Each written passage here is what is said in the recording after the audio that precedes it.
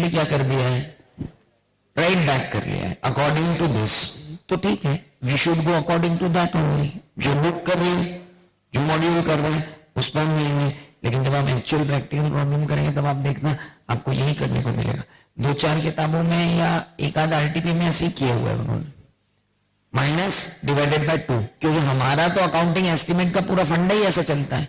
कहां हमने ऐसा कभी किया है? We all go prospectively, but ठीक है, will go according to them. यहां पे ले जाएंगे कितना, 480 कैसे लेके जा रहे हैं वो देख लो। 4,04,85 multiplied by 100 multiplied by 30, 1 minute, divided by 3।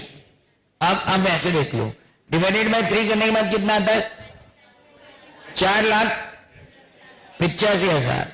Okay, अब ये 4,85 है इस साल का, पिछले साल का होना चाहिए था 4,85। पिछले साल कितना एक्सेस है, उस 5 को यहां से क्या करो, रिवर्सल ऑफ प्रोविजन, पूरे 5। तो यहां नेट कितना जाएगा, 480। अब जाएंगे तीसरे साल, आपको 3/2 करने की भी जरूरत नहीं, आप 3 करोड़ या कितने लाओ, 4,85। फिर यहां देखो कि 4,85 तीनों साल के हो गए, 485 यहां, 485 यहां और 485 यहां होना चाहिए। अब 485 कितने, 490 माइनस 485 कितना एक्सेस है, 5। पूरा प्रोविजन यही रिवर्स कर दो, तो ये हो गया 485, और ये मतलब ये 490 है इधर, लेकिन यहां से माइनस करोगे तो ये 480 हो गया। तो दोनों वजह कितना हो गया, 485। अब अगले साल अपन 485 कर देंगे, लेकिन करने जाऊंगा तब क्या पता पड़ेगा, यहां पर कितने हो गए, केवल 492 ही रह गए। सो आखिरी में 492 मल्टीप्लाइड बाय 100 मल्टीप्लाइड बाय 30 कितना हुआ टोटल, 14,76,000। अब क्या करोगे, अब करो डिवाइडेड बाय 3। नहीं करो ना, अब यहां पे भी वही करो, यहां नहीं, अब यहां सारा बैलेंस चल जाएगा। हाँ तो देखो यार, कहीं भी एक जगह तुमको बैलेंसिंग करना है, ईयर 2 में बैलेंसिंग करना है, ईयर 2 में करो, ईयर 3 में करना है, ईयर 3 में करो, फिर रिजल्ट वही आना है। चलो आ जाओ ईयर 3। हाँ बोल, क्या हुआ, बोल। अरे पूछ नहीं, कुछ नहीं बोलूंगा, बोल।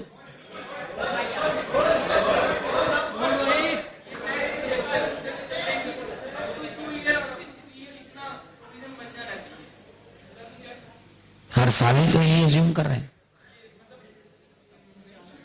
नहीं इंस्टीट्यूट ऐसा नहीं एज्यूम कर रही। इंस्टीट्यूट सिंपल ही बात कर रही है कि आपकी लाइबिलिटी जो होनी चाहिए वो कितनी होनी चाहिए। तो मैं बोल रहा हूं आपकी लाइबिलिटी होनी चाहिए 4,85,000 मल्टीप्लाइड बाय 2, इतनी लाइबिलिटी आपकी होनी चाहिए। तो आपकी लाइबिलिटी अभी तक कितनी है, 490। तो फिर वो तो मैं ही बोल रहा था, नहीं ऐसे कुछ नहीं कर रहे, इतनी अकल होती थी करते ही नहीं, इतनी अकल होती थी ये नहीं करते, वो करते हैं मैं बोल रहा हूं। लेकिन ये इन्होंने यहां पे 480 कर लिया, और अब यहां पे कितना हुआ, 14,76,000 माइनस 490 माइनस 480 बचा हुआ 5,06,000। और अगर मैं आपको लेके जाता तो यहां करता 4,82,500, और आखिरी में 2,000 और कम कर दो, तो जो 2,000 यहां जा रहे थे वो वहां जाके कम हो जाते।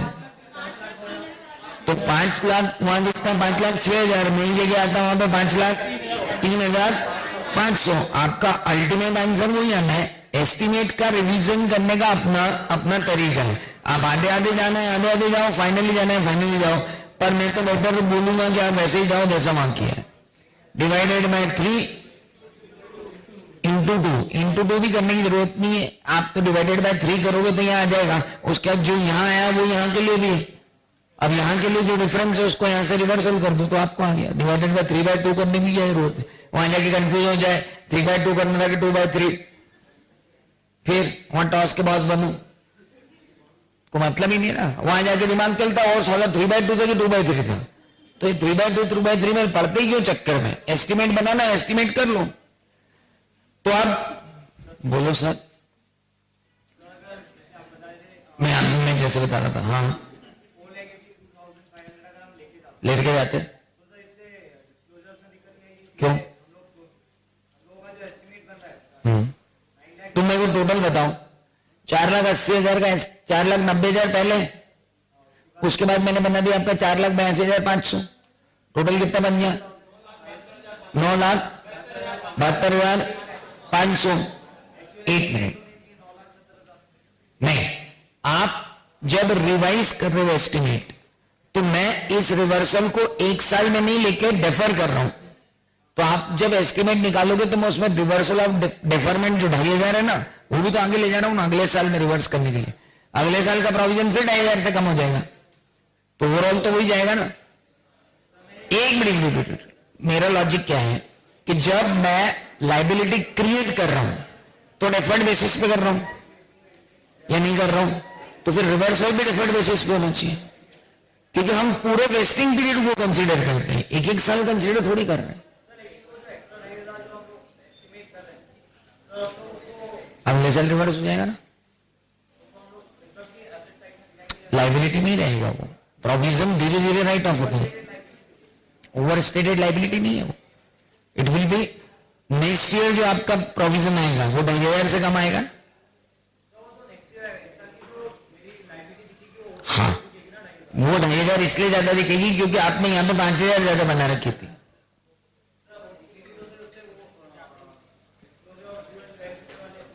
क्यों? आप जब रिवर्सल ऑफ प्रोविजन करते हो डेफर्ड टैक्स एसेट लाइबिलिटी में, जो डेफर्ड टैक्स लाइबिलिटी दिखाते हो उसको काउंट की जाती है, दैट इज डेफर्ड लाइबिलिटी। क्यों दिमाग लगा रहे हो? आप यही लगा लो, बेटर है। सो सर फाइनल क्या है बता दो, फाइनल डिवाइडेड बाय 3 माइनस जो पहले किया हुआ वो पूरा 5,000 रिवर्स कर दिया, अगले साल जाके एक्स्ट्रा 5,000 बना लूंगा, कोई दिक्कत नहीं बांटना मेरे को 2,500 मत बांटो, गो विद इट। तो अब हम किस तरीके पे जाएंगे? 3 डिवाइडेड बाय 2 माइनस जितना बनाया हर जगह, विल डू इट।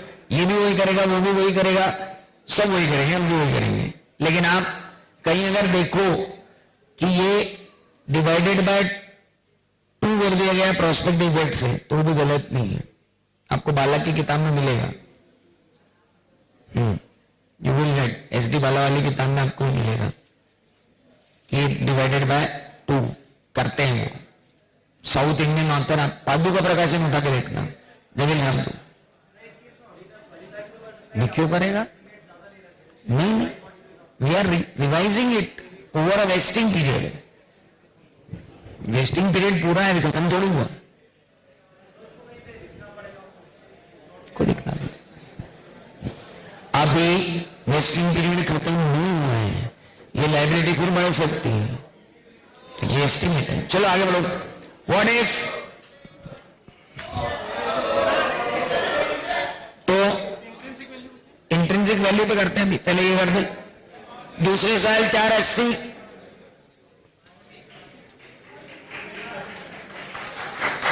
क्या हो गया? और उसके अगले साल 5 लाख,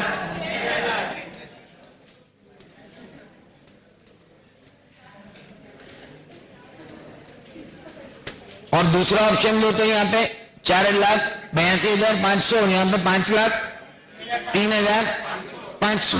आउटस्टैंडिंग लायबिलिटी हमेशा वही रहनी है। चलिए, अब 2014 में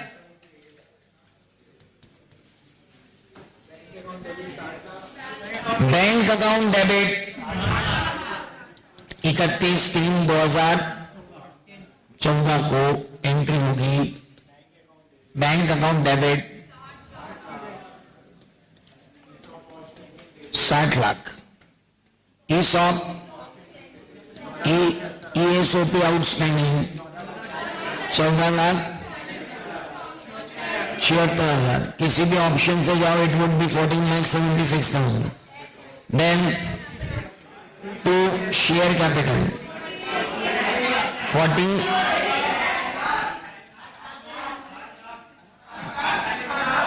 ये कितनी?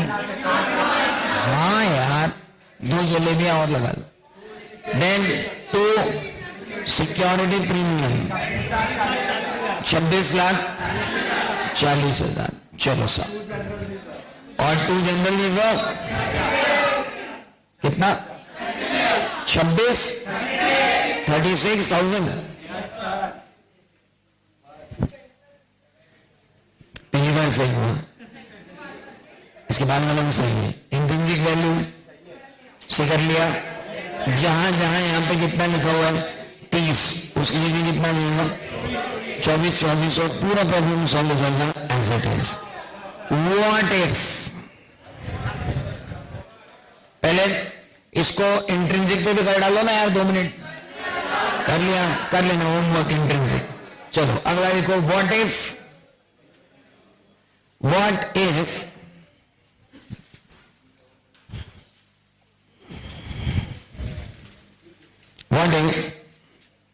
in the above problem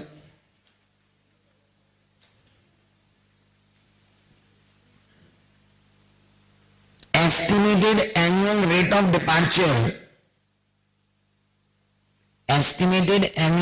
of departure 2% on 31/3/2011 is estimated for overall vesting period, and 3% annual rate of departure is also calculated on the same basis. Estimated rate of annual departure 3% is also calculated on the same basis. Same basis मतलब 2% वाली basis. भाइयों अब जरा समझो इस चीज को। अरे जो रिपीट 2% में लिखा है वही 3% में है, क्या रिपीट करना है? एनुअल रेट ऑफ डिपार्चर कितना हो गया सर? 2%। हेलो, लेकिन 2% फॉर व्हाट? एज ऑन 31/3/2011 तो है, लेकिन वो 2% रिमेनिंग के लिए ना होकर पूरे ओवरऑल वेस्टिंग पीरियड के लिए। तो अब ओवरऑल वेस्टिंग पीरियड के लिए जब भी आप कैलकुलेशन करोगे, ओवरऑल वेस्टिंग पीरियड के लिए जब भी आप कैलकुलेशन करोगे, तब आपको अब एक्चुअल डिपार्चर को नजरअंदाज करना है, सिवाय आखिरी साल के। आप मेरी बात को ध्यान से समझो। अब आपको एक्चुअल डिपार्चर को बिल्कुल नजरअंदाज करना है, क्योंकि ये 525 पे ओवरऑल कैलकुलेटेड है। कितना? 2%। और फिर उसके बाद वापस जब कैलकुलेटेड है कितना? 3%। तो भी ये ओवरऑल वेस्टिंग पीरियड पर है, इसलिए किस पर कैलकुलेटेड है? 525 पे। और आखिरी साल में जाकर इसका पूरा क्रियाक्रम अपन करेंगे। आप मेरी बात समझो, मैं कह रहा हूं annual departure over the period of vesting period अगर कहीं लिखा हुआ है, अब इसके तुरंत बाद में आपको सवाल करवाऊंगा जो एग्जाम में पूछा गया था, और जिस एग्जाम में पूछा गया था उसमें सब गलत करके आए थे, क्योंकि वो ओवर द वेस्टिंग पीरियड समझ नहीं पाए थे। मई 2010 में आया हुआ प्रॉब्लम था, उसमें over the period of vesting period वो समझ नहीं पाया था आदमी, नहीं समझ पाया तो खत्म हो गया। इसलिए अपन इतनी मगजमारी कर रहे हैं। नाउ अब चलिए जाए ओवरऑल वेस्टिंग पीरियड। 1 मिनट, मैंने बोला 2% ओवर द वेस्टिंग पीरियड है, तो अब कैलकुलेशन किस पे होगी? 525 का 0.98 दैट इज 494 होल पीरियड के लिए। क्या? अरे एनुअल डिपार्चर लिखा ना दादा, वो कैसे कर रहा है? एनुअल डिपार्चर कितना है? 3% for overall all vesting period. अभी मैं सवाल करवाऊंगा आपको, आप टेंशन मत लो, ओरिजिनल प्रॉब्लम भी करवाऊंगा, ये तो डुप्लीकेट व्हाट इफ। चलिए अब अपन करते हैं ताकि आप ढंग का प्रॉब्लम कर पाओ। आओ, कितने लोग हैं भैया ओरिजिनल? 525। 525 पर ही डिपार्चर रेट लगा 0.98, 0.98, 0.98। 494 multiplied by 100 multiplied by fair value 30 divided by 3 कितना हुआ? 4,94,000। अब सेकेंड ईयर में जब आए तो ये हो जाएगा 525 मल्टीप्लाइड बाय 0.97, 0.97, 0.97 दो बार होगा।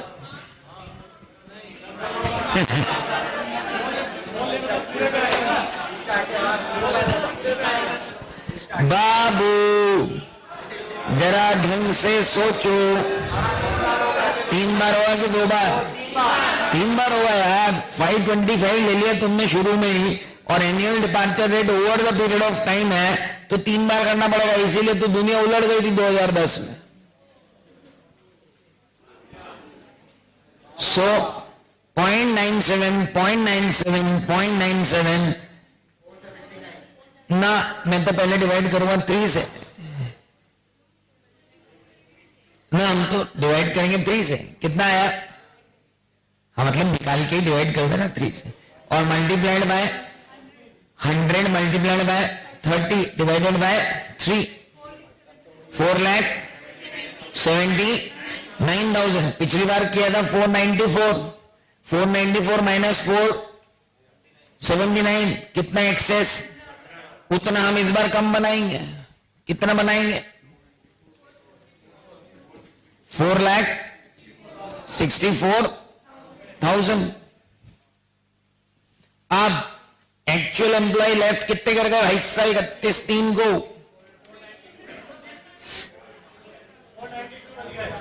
यहां पे कितने आए थे आपके? हाँ तो फिर अपने को उसको रिवाइज करना पड़ेगा, और उसमें एक बात और लिखो, व्हाट इफ वाला जो प्रॉब्लम लिखा है उसके अंदर एक लाइन और बढ़ाओ आखिरी में। Actual employees avail the option 470। Actual employee avail the option 470। जितने एम्प्लॉइज ने ऑप्शन अवेल किया वो कितने? 470। तब जाके अपना सवाल सही होगा। हाँ तो अब एग्जैक्ट 470 ही आए। 470 मल्टीप्लाइड बाय 100 मल्टीप्लाइड बाय 30। अरे यार 2013 में, हाँ नहीं, यहां 525 के साथ कितने बच्चे? 479 से प्रोविजन किया। मैं बोल रहा हूं 470 नहीं एक्सरसाइज किया, बाकी 9 लैब्स कर गए। दे डोंट हैव, है नहीं, बच्चे ही नहीं, वो भी चले गए। सबसे लास्ट में हमारे पास 470 एम्प्लॉइज हैं। मैं ये बोलना चाह रहा हूं, रिमेनिंग रहे नहीं, चले गए। अरे यार, अरे मेरे भैया 479 रह गए, 470 रह गए, 9 चले गए आखिरी में। मैं ये बोल रहा हूं।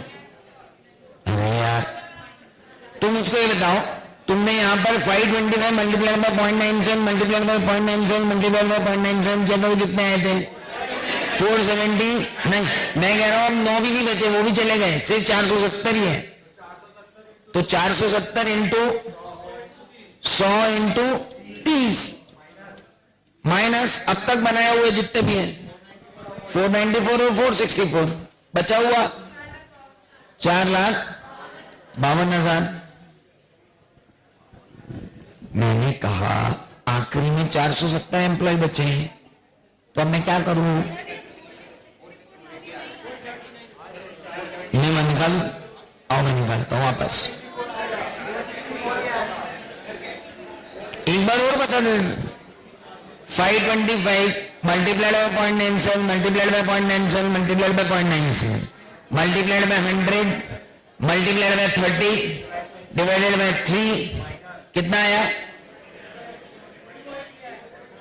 कितना आया? 4 लाख। हाँ, अब पिछली बार कितना बना लिया? तो कितना ज्यादा बना लिया?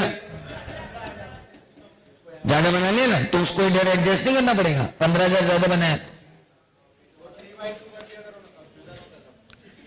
काय वो कंफ्यूजन में? हमको नहीं जाना है 3/2 पे। आई हेट कम। मैं बिल्कुल मैकेनिकली जाना ही नहीं चाहता हूं, क्योंकि मैकेनिकली जाना मतलब फिर वहां 2/3, 3/2 सब गड़बड़।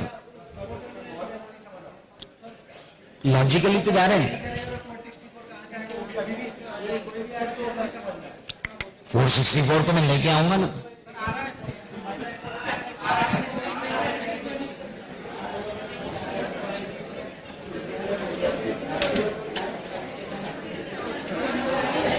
भैया 494 में से 470 कितना रहेगा?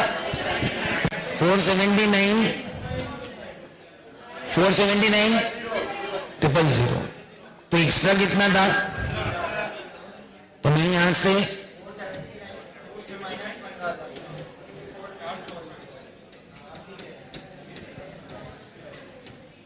ले लो ना, मैंने पूरा कैलकुलेशन नहीं लिखा था, तुम ले लो। क्या हो गया लालू? किसको कोई बात नहीं बोल रहा तू? अब एक पूरा सबसे टफ वाला क्वेश्चन पढ़ेंगे, सिंपल। अगर हो अभी पहले काम करना पॉसिबल ही नहीं है। चलिए लिखो क्वेश्चन, एग्जाम में आया हुआ question.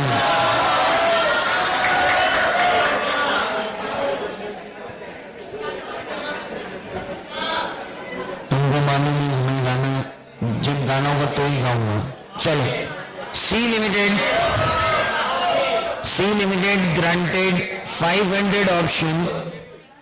C Limited opted 500 option to each of the 2,500 employees in 2005. चुपचाप पढ़ लो, पढ़ने के लिए बुलाया है। नो वे, गाना गाएंगे टॉपिक खत्म होने के बाद। सी लिमिटेड ग्रांटेड, लिखो जल्दी।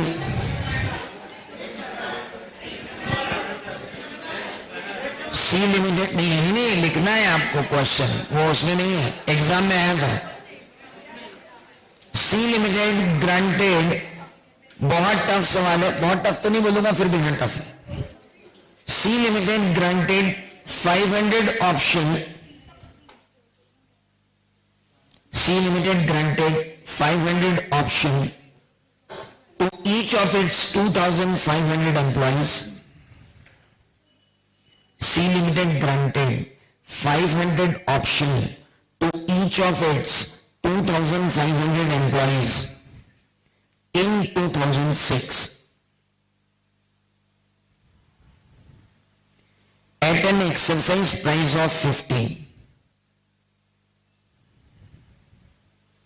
When the market price was same. When the market price was same. अब देखो इस क्वेश्चन की गहराई कितनी है, वो शुरुआत में ही आपको समझ में आ जाएगा कि कितना जोरदार क्वेश्चन है। आज मतलब खत्म होगा बच्चे, समझ नहीं पाए क्या हुआ।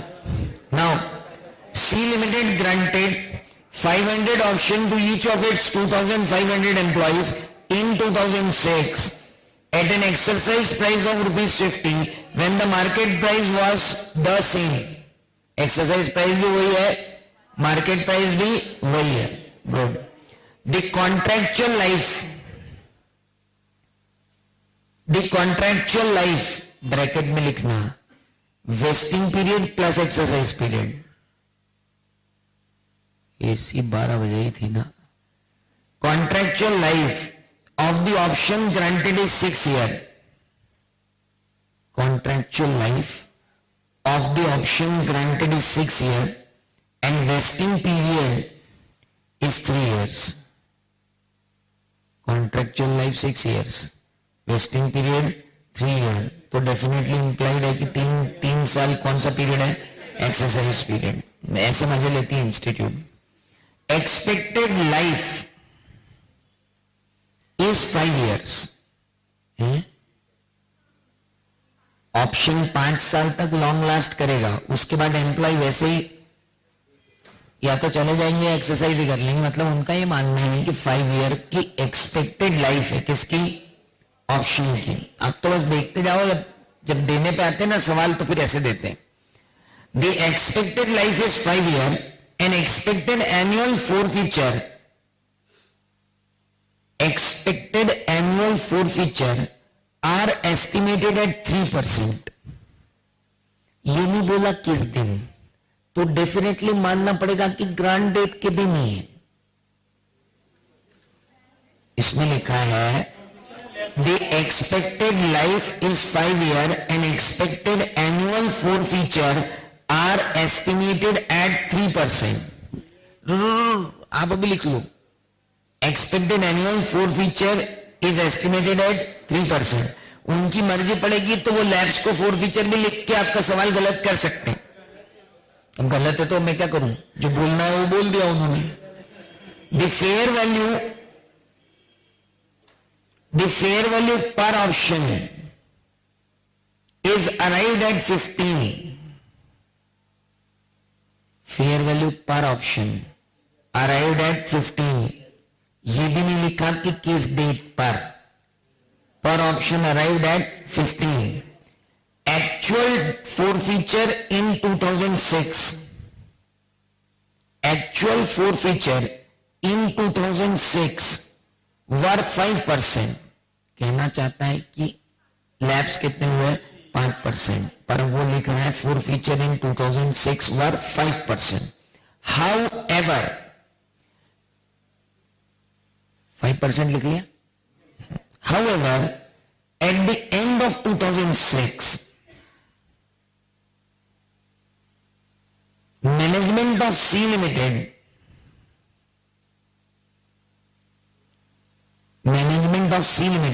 still expects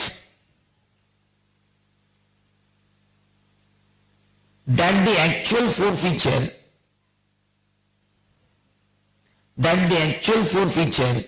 would average only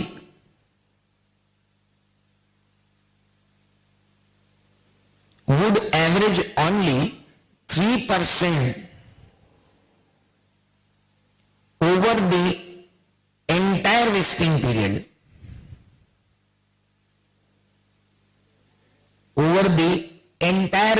period.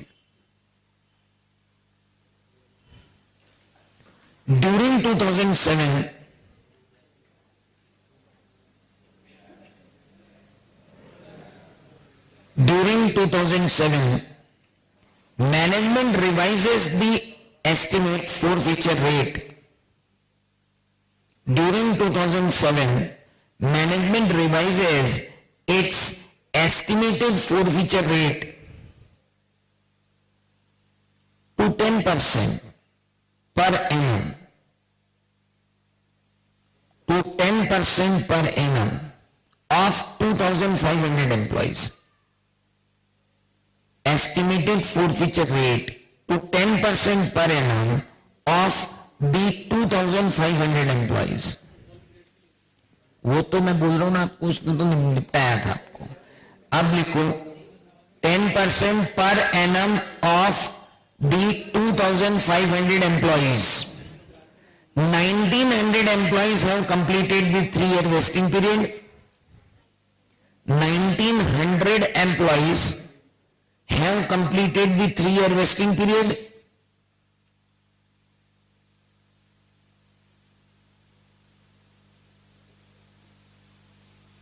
Thousand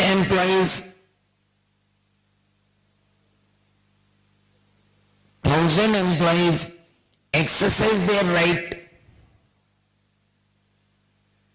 at the end of 2010. and 500 at the end of 2011.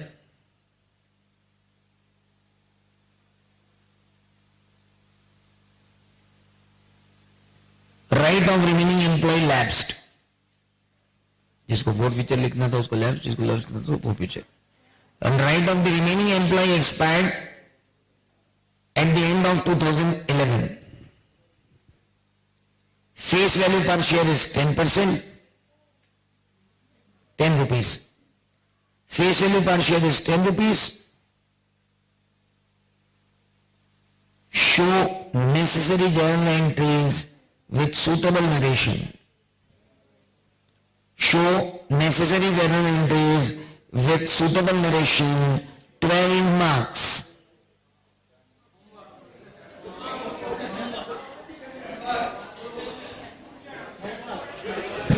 करा दूं सीधे ही? हाँ, अरे तुम कर रहे हो, करो, आज तो बहुत फुर्सत है, करो करो। इसको कहते हैं लेवल, इसलिए इतना सब अलग अलग करके दिखा रहा था व्हाट इफ करवा के, नहीं तो मैं नहीं करवाता व्हाट इफ, सीधे सीधे सवाल करवा देता।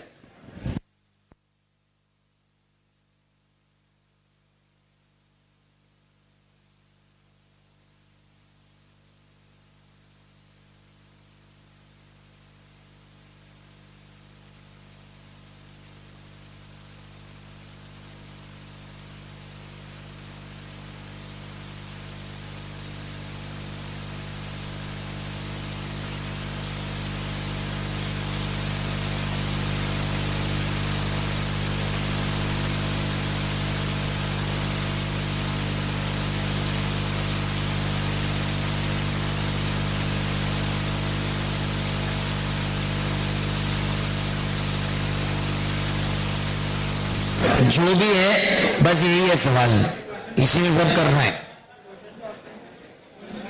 सर हम तो 6 महीने बाद दूसरे एग्जाम में बैठ जाएंगे, कई बार रिपीट हो जाता है।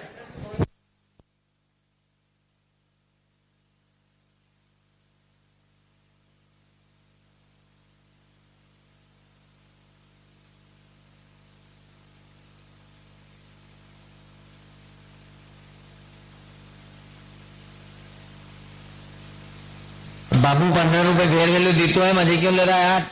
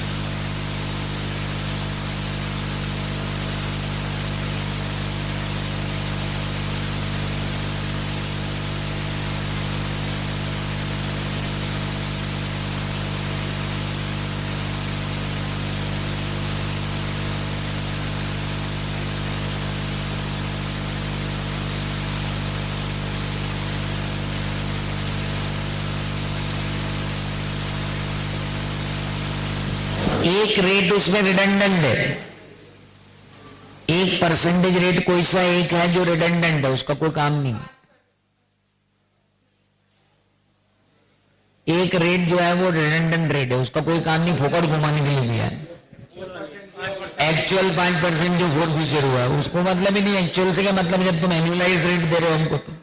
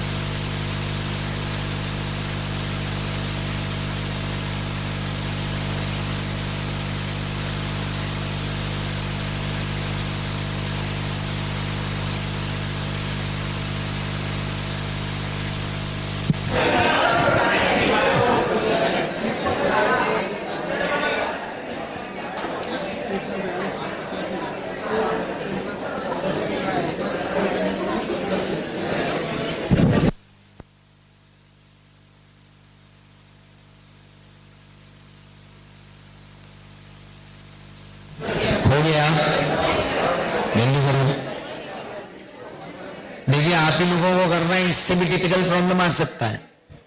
ये तो एक लेवल है जो उन्होंने छू लिया है, उसके बाद वो और आगे जा सकते हैं।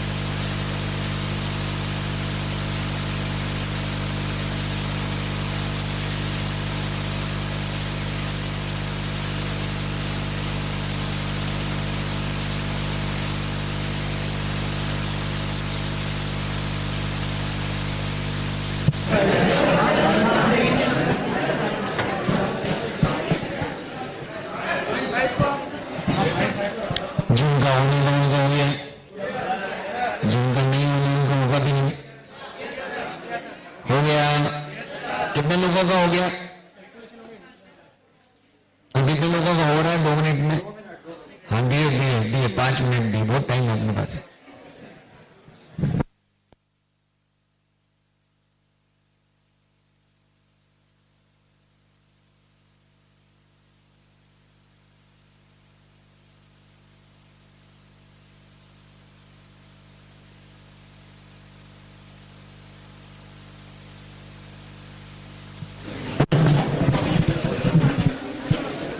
बेस्ट कॉपी कंपटीशन में जितनी भी कॉपियां हैं वो मुझे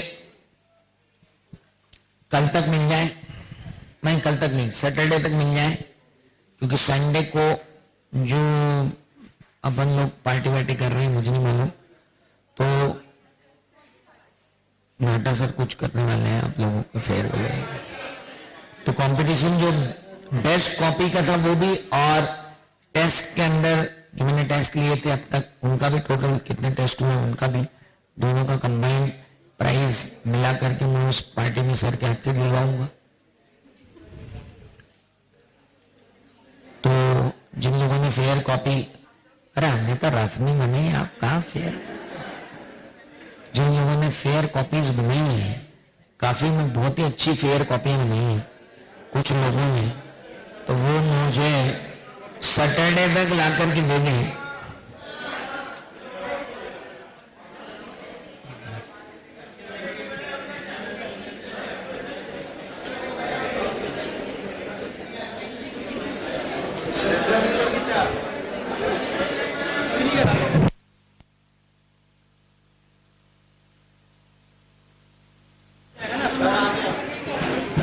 आज दोनों सुरभियां हैं कि गायब है?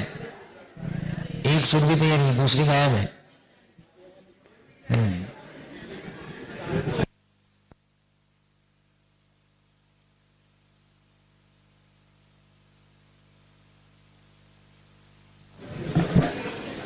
चले आगे, तुमको सब खबर है कौन कहा जाता है ना।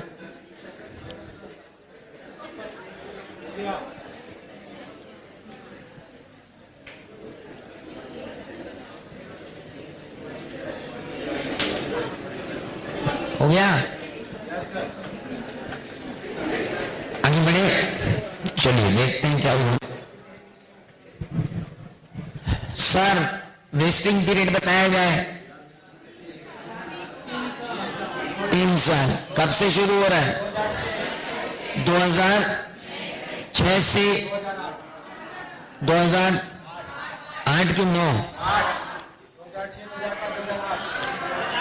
2006-7 की 5-6, उसने बोला ड्यूरिंग द ईयर 2006, फिर लिया during the year 2007, during the year 2008। मतलब अगर आप एनुअली मानना चाहते हो तो 5, 6, 6, 7, 7, 8, पर क्या हमने इंटरनेशनलिटी पाई इसको? वहां चलता है कैलेंडर ईयर, हमने एग्जाम में दे दिया, बच्चा सोचता फिर क्या करना है। टिपोड़े, अरे ढंग से तो सवाल दो, तुमने दे दिया ईयर 2006, बच्चा परेशान, 2006 कौन सा? वेस्टिंग पीरियड डिफाइन कहां से करूं? बोले इसीलिए हम इतना सोचते नहीं, हमने वेस्टिंग पीरियड कहां सोचा, हमने डायरेक्ट कर को डाला, खत्म हो गया। ईयर क्या लिखा ऊपर? बोले ईयर लिखना था, वो तो हमने लिखा ही नहीं कि ईयर कौन सा है। ओहो, अभी लिखते हैं। अटेम्प्ट के कैसे में कितने लोगों ने ईयर लिखा है ऊपर? बस, बाकी लोगों ने तो सिर्फ 3 कॉलम बनाया। बोले तू समझ लेना रहे क्या है।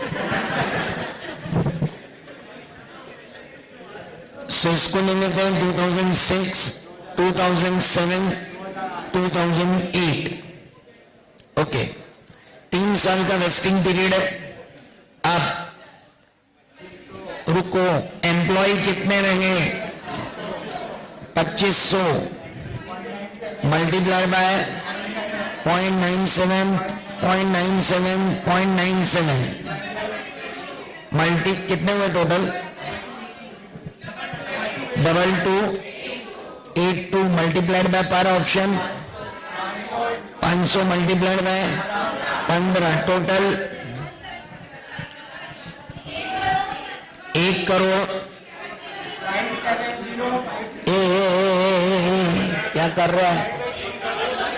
1 crore 1 crore 71 lakh 15,000 divided by 3 years is bar 557 lakh 5,000 straight forward 57 lakh 5,000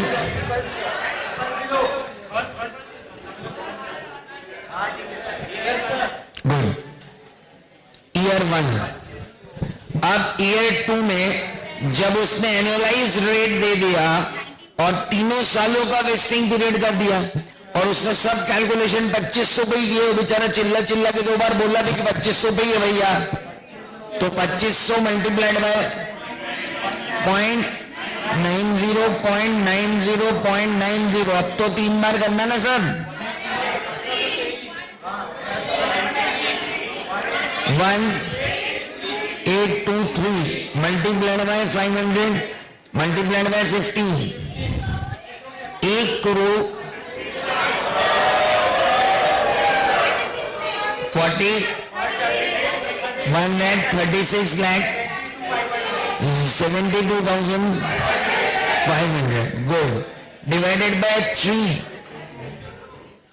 नहीं इंटू 2 नहीं करूंगा मैं, क्यों करूं, डिवाइडेड बाय 3 करो, कितना आता है 22 लाख 43 लाख 45 लाख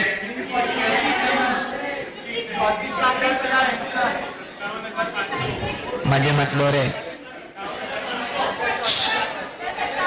57,000। अच्छा ये हर साल आना चाहिए, पिछले साल आ गया 57,05,000 मतलब कितना एक्सेस आ गया,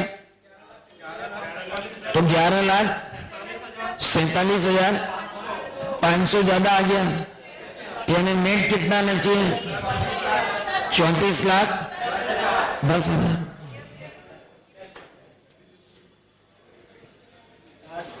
ये आदमी 3/2 क्यों नहीं कर रहा है, मेरी मर्जी नहीं करना, मगर 2/3 तुम करो।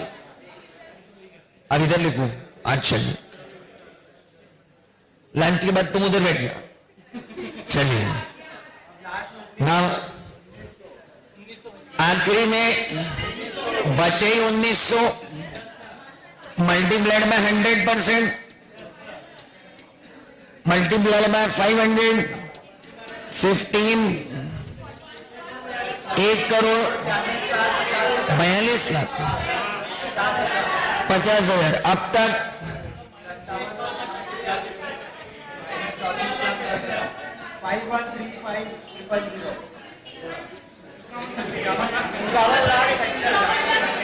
51,33,000 35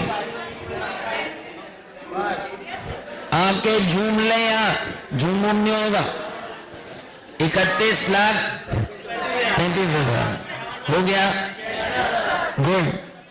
अब 2010 में हाँ, तो अभी जरा इनकी जर्नल एंट्री पास कर लिया आपने, मेरे साथ एक बार और करो।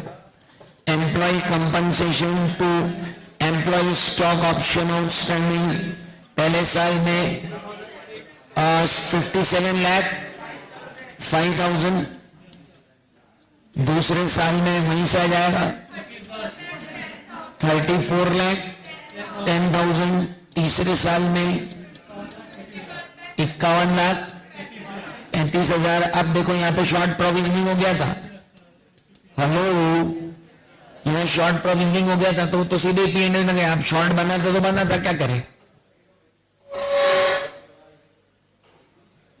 दूसरे साल में बना लू, मालूम नहीं था इसलिए। Now P&L account debit to employee cost compensation same. अब 2 लिखना रहे, 0 मत लिख लेना, नहीं तो सीडी पे आके पूछेगा। नाउ अब तीसरे साल बैंक से आया पैसा 2,50,00,000 okay.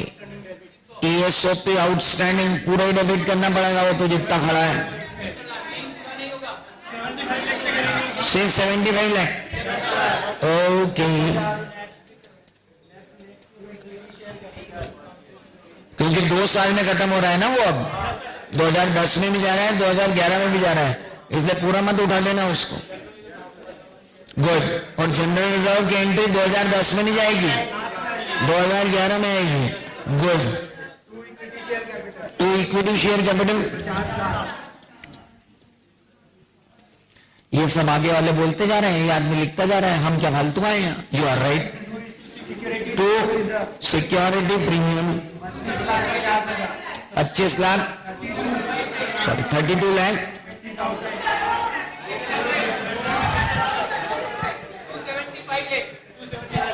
Working note, shut up. Working note सबसे पहले, एक मिनट, सबसे पहले कितने शेयर, हाउ मेनी शेयर्स? एक minute, number of shares 5 lakh. 5 lakh share ही आ रहे हैं ना 2010 में एक्सरसाइज होने के लिए। ए हीरो,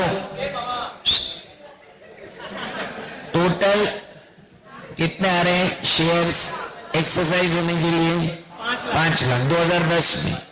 बाकी कब आएंगे? 2011 में। 2010 में 5 लाख आ रहे हैं।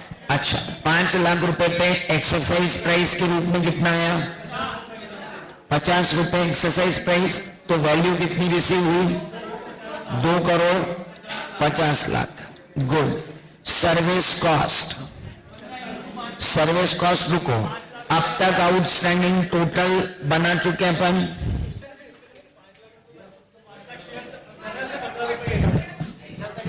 एक्सरसाइज प्राइस तो आ गई, अब सर्विस कॉस्ट। सर्विस कॉस्ट मतलब फेयर वैल्यू सर्विस कॉस्ट है। Hello, fair value service cost. 5 lakh into 15 तो कितना आया? 75 लैक्स। और ये आया टोटल कितना? 3 करोड़ 25 लाख। इसमें से इक्विटी शेयर कैपिटल की फेस वैल्यू 50 लाख। तो बचा सिक्योरिटी प्रीमियम 2 करोड़ 75 लाख। ये तो कब आया? ईयर 2010 में। यहीं के यहीं 2011 का भी वर्किंग नोट बन जाएगा। कितने बचे हुए नंबर ऑफ शेयर 2011 में? 2,50,000 शेयर्स आए 50 रुपए के हिसाब से। वैल्यू कितनी आई?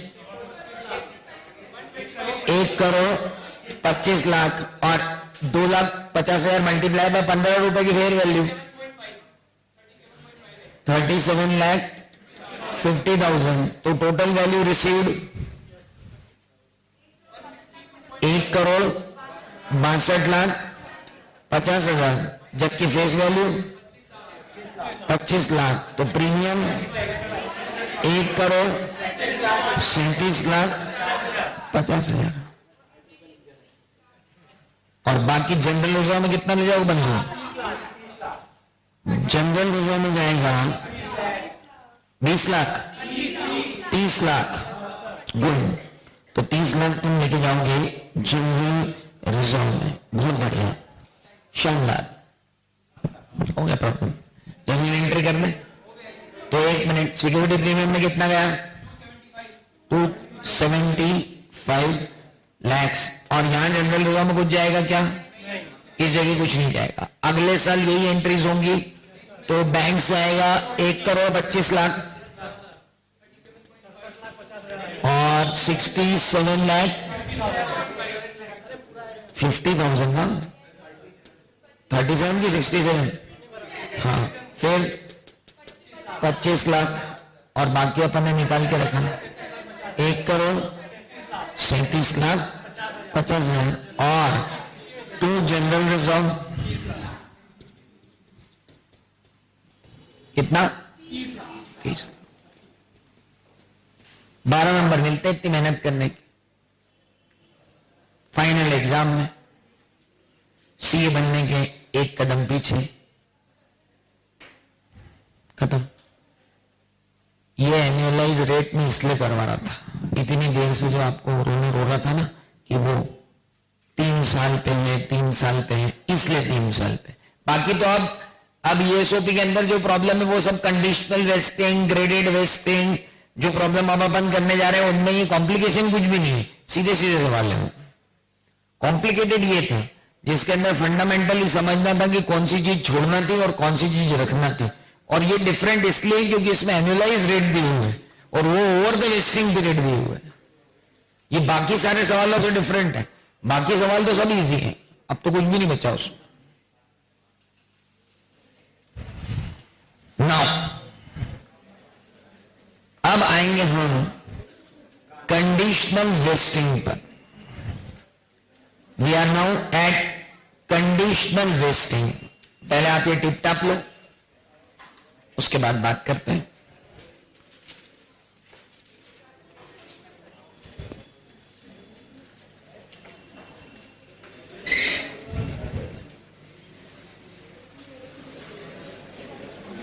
हो गए? All done? बोलो। हाँ, अगर इसके अंदर over the entire period, over the entire vesting period नहीं दिया होता सवाल में, तो हम क्या करते हैं, एक्चुअल फोरफीचर को हटाने के बाद बाकी बचे हुए में जो पहले वाले सवाल में किया। हेलो, चल अब अगला प्रॉब्लम। चुप रहे, दिमाग बात काम नहीं कर रहा, बताना चाहिए। Variation now